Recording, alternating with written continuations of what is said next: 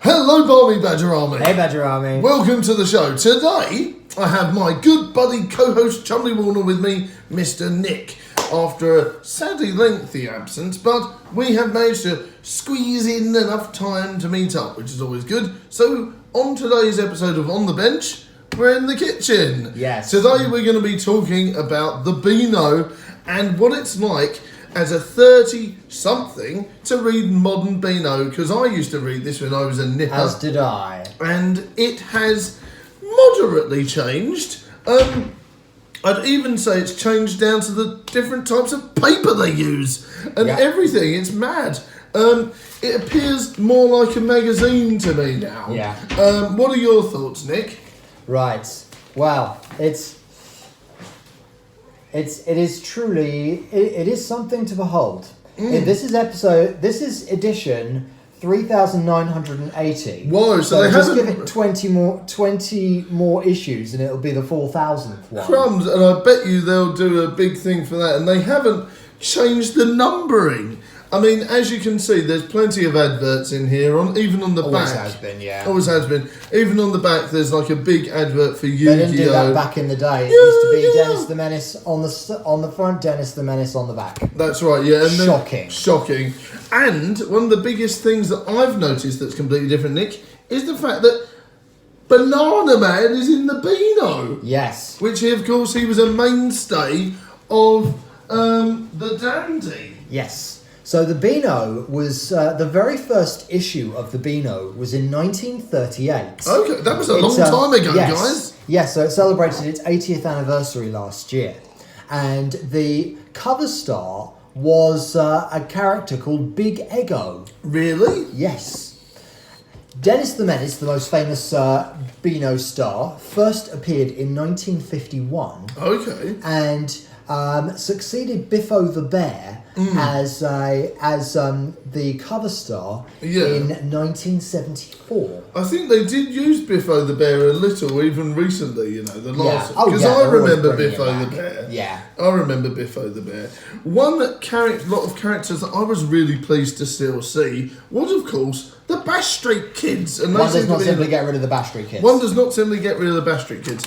But another thing I've seen is that apparently readers can immortalise themselves in the comic book by signing up to a competition. Which is nice. Which is awesome. Yes. So obviously we've got Banana Man here. I mean, Banana Man was a popular cartoon on TV in like the late 80s. That's right, definitely. And it was originally in the Dandy. The Dandy started in 1937, but folded a few years back.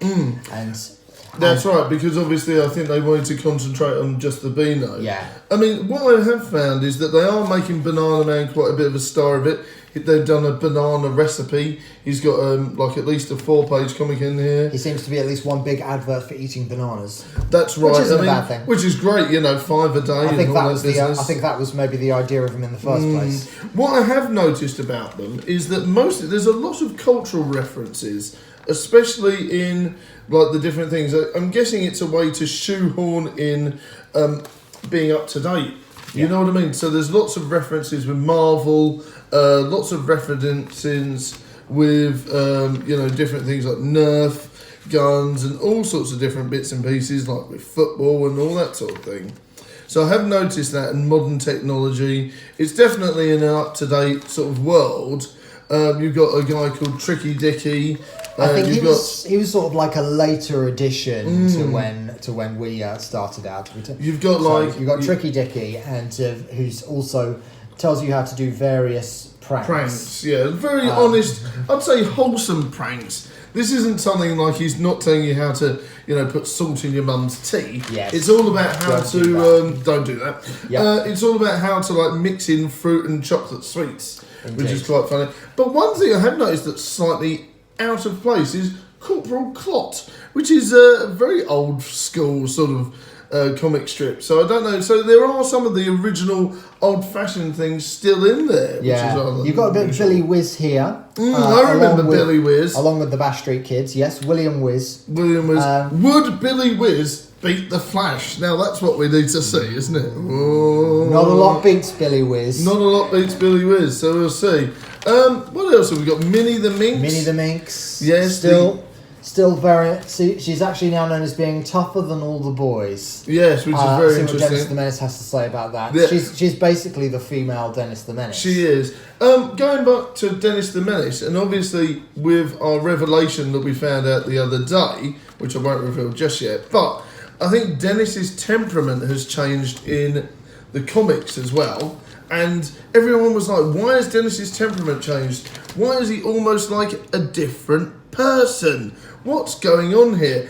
And I did some research and some Googling and some twiddling about, and I found out that the new Dennis in the comic books is actually the original Dennis's son. Which was mind-blowing, but actually really interesting. So, obviously, the dad is an older version of the original Dennis. There we go. I mean, I always remember the original comic strip, Dennis's dad and his mum, for that matter, didn't look anything like him. No, definitely not. Nothing like him. They were almost... And that, I think, was part of the separation. That was part of the thing, wasn't it? He was nothing like them visually and mentally. I mean, Dennis the Menace's dad was a typical old-fashioned old man. Yes, with like a wonky, horrible moustache and 3 bits of hair on his head. Yes. And wanting to whack his son over the head with a slipper every 2 minutes, a.k.a. Homer S. from The Simpsons. But, you know, so I'm guessing they wanted to take that away from that, and that was very much in its time and place. So the easiest way to sort it out was to, sort of obviously revamp the character.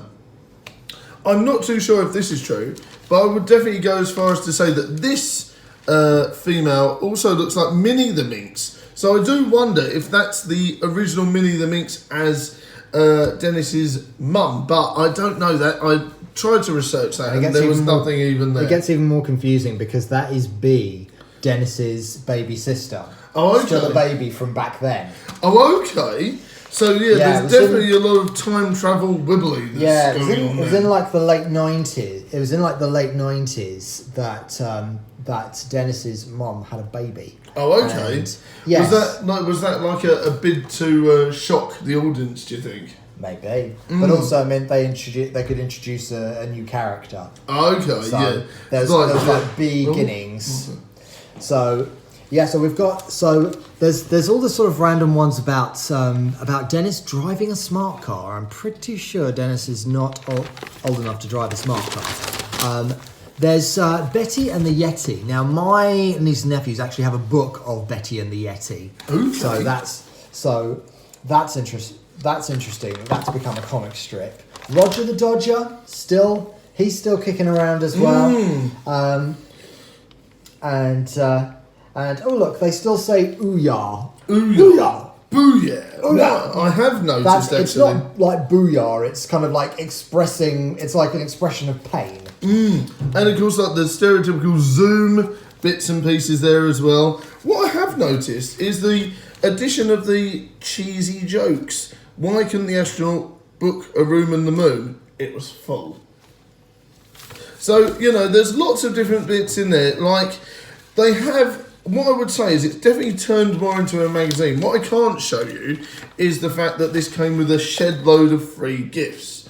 Like it had... like a plastic bag. Yeah, it had like a plastic bag full of random junk, which was great, and Badger Jr. loved it. So I would definitely say that this is more turned into like almost like a magazine rather than a comic. It's definitely evolved with the ages. Like you were saying, it's on issue like nearly 4,000. But what I would say is that the price has I've just noticed that extraordinarily gone up. Now, when the very first copy of the Beano that I got in 1990 was 24p. 24 pence. Now, 24 pence is like a completely different sum of money nowadays. That's the money back then. But 24 pence back then. That was nearly. If you didn't get much for your pocket money, that was perhaps over half your pocket money. Perhaps. So you would have to choose between like the Beano or something else, you know. I mean, I don't know about you, I used to get 50p a week, and I was like, oh my god, this is brilliant. Rich beyond my wildest dreams. I know, right? But then obviously inflation has taken place. I mean, so I used to save up and get the Beano. And Look at this. Over £3. Ridiculous. That's insane, right? And that's all, and that's covering like all the free gifts that it comes with. So Yes. does it come with like a bunch of free gifts it's weekly, I It's assume. weekly. I don't know exactly if it comes with a bunch of free gifts each time, but what I do know is that this one came with a bow and arrow. Yes, a bow and arrow. A bow and arrow, is that this thing over here? Yes, it is. Actually, yes. Go and find it for me. That's great. Yeah, so that's it. There it is. Doing, doing, doing, doing, doing, doing, doing, doing, doing, doing, doing. So yeah, it came So with, yeah, it's that's actually that's probably like £3.75 in the shops itself. Exactly, when it came with 3 different arrows and some other assorted junk. So I thought it was really fun. And I don't know if it comes with free gifts all the time, but I mean, quite a few. Yeah, I wouldn't discourage people from buying the Beano, but if you buy Definitely the Beano not. every week, your house must be so full of random stuff. Random plastic junk, yeah. I don't know about buying it every week, but we will probably get one each month. I mean, to be honest, magazines are so expensive now. I can't Yes. justify paying £4 every week on a magazine. But what I can do is say to him, you know, you can have one a month. You know, that's it. That sounds like a plan. That And sounds make like sure a you plan. get the 4,000th one. Oh yes, So, goodness me. yeah, yeah, well- guys. If I was to tell you from a collectible comic book fan standpoint, make sure you get the 4,000th one, and So at least get 2 copies. One put in a nice frame on the wall, the other one to peruse, because I think that's very interesting. You know. So it's 20 weeks. So it'll 20 probably be sometime in September, maybe. September. So even if you're not a comic book fan or a Beano fan, I would pick it up from a collectible standpoint, definitely. Whether or not these are available in America and things like that, to some of our American viewers, I don't know. So please do check it out. But it should be. Hopefully, you'd think they would. I don't know if it's cracked the US market, so maybe that's something they need to do. Of course, because there is Dennis the the other Menace Dennis. is a different cartoon back then. It was just Yes. known as Dennis over Dennis. here. Indeed, But, yeah. and of course, there is the American iteration of Dennis the Menace as well that has nothing to do with this guy. As far as I Exactly. know. So it was, but yeah, like I say, when that cartoon was shown over here, it was just Dennis. Dennis, because to avoid confusion. But yeah, I do like the fact that they go interesting. But with this as well, what I would like to make it out is that, of course, Dennis is driving a car. Yes. Which is I mentioned insane. this earlier when you popped out of the room. Yes. I mean, given that Dennis is in his early teens at most, At most. you know, that's yeah. Amusing. If any of you reading this are in your early teens or younger, don't go driving a car. Don't go driving Do a car. not do it. No. I mean, I get that it's really funny that it's a self-driving car, but, you know, obviously the comic stuff here is great. But Yes. yeah. But Anyway, that's the thing. It's a comic. it's a comic, yes, and it's very funny, so I'm glad you all enjoyed it. Nick, what are your thoughts, to wrap up this episode, what are your thoughts on modern day Beano versus old school? Well, to be honest with you, I'm always going to be a little bit biased and remember it how it was. But I'm really glad that the Beano is still kicking around. Me too. And- When I saw this on the shelf, I was really pleased, you know, I was really happy. It's great that you know, these old-fashioned comics and stuff are still popular nowadays. Yeah, exactly, because I used to read it, you know, loads when I was a kid, and to be honest, if there was a magazine that I'd want to give my £4 to, it would be this. Yes. You know, And because also, it's just great. Yeah, and you can get and yeah, you know, I can't remember what I was going to say now, but it was but yeah, you know, it's great that it's still going. It's you know, youngsters can still improve their reading skills That's by reading right. it. Yes, and of course, oldie timers like me and Nick can obviously share this with younger people and have so much fun. And But talk yeah, about how it all was back in the day. back in the day, indeed.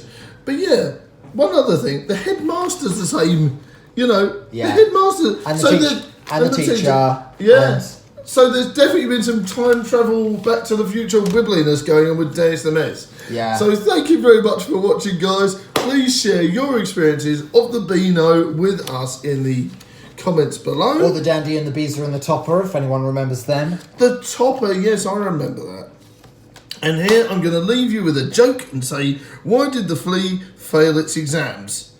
Because it wasn't up to scratch.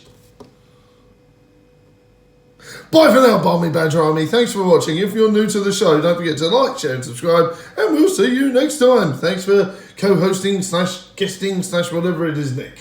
Pleasure as always. Bye. Ta-ta.